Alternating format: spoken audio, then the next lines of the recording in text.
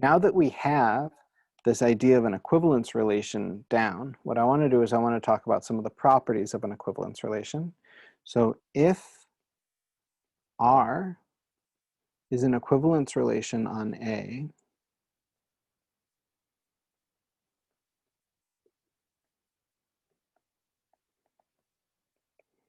then, and you just think back if there's any one of those equivalence relations that you really liked when we talked about, there was a few equivalence relations that we've seen. So two real numbers are equivalent if they have the same absolute value.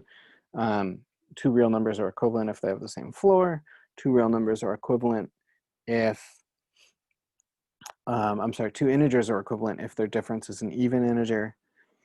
So if any of those are good equivalence relations that you like and want to think about those in further detail, just pick one example and work with it.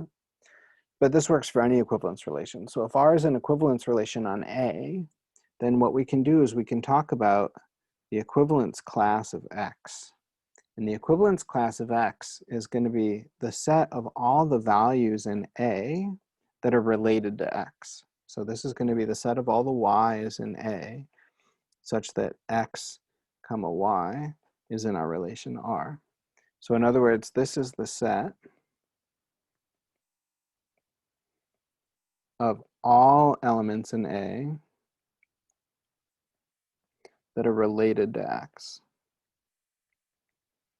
Okay, and this is called, the set is called the equivalence class. So this is the equivalence class of X. And I want you to notice, maybe let's think about our third example of an equivalence relation. So let's consider R to be the relation on pairs of integers, where two integers related if and only if X minus Y is even. So let's consider this relation. And then what I want to do is I want to think about what's the equivalence class of, say, 5.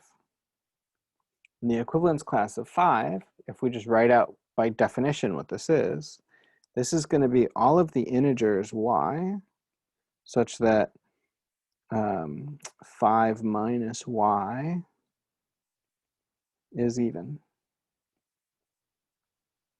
And so what does it mean to say that 5 minus Y is even? Well, if we think about it just for a second, that means that Y is even.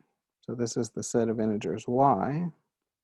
Again, we'll prove these things in detail later, but I think it's reasonable just to see this now. So 5 minus Y is even if and only if Y is odd. So this is the set of all integers where Y is odd. And so that means that the equivalence class is going to be all the numbers like -3, -1, 1, 3, 5, and so on. Okay, so that's the equivalence class of 5. 5 literally represents an infinite set of numbers. In this case, it's all the odd integers. Notice that 5 itself is in this equivalence class. Think about why that should be. The relation is reflexive.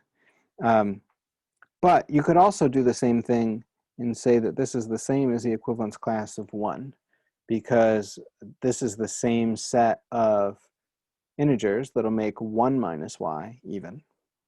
So 5, when we write it like this, is called the representative of the equivalence class. So representative of the equivalence class. And likewise, if we were to write it as 1, that would also be the representative of the equivalence class. And so here, these are two different ways of writing the same set. Okay, so that's an equivalence class, and that's the representative of the equivalence class.